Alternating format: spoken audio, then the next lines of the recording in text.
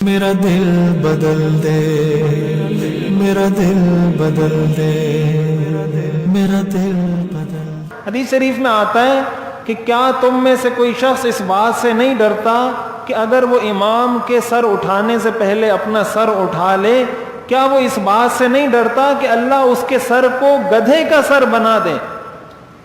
اتنی سخت وعید ہے کہ امام رکوع میں ہے اور اس سے پہلے کسی نے سر اٹھا لیا تو آپ نے فرمایا اس بات کا ڈر ہے کہ اللہ اس کے سر کو گدھے کا سر بنا دے۔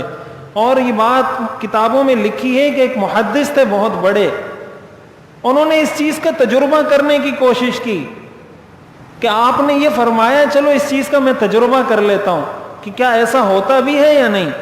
حقیقت میں ان کا سر گدھے کا سر بن گیا۔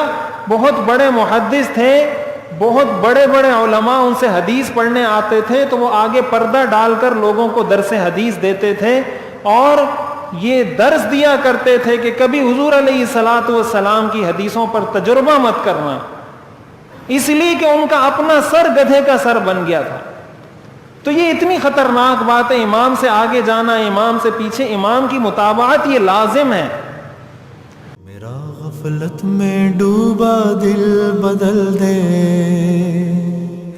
ہوا و حرص والا دل بدل دے، میرا غفلت میں ڈوبا دل بدل دے، خدایا فضل فرما دل بدل دے۔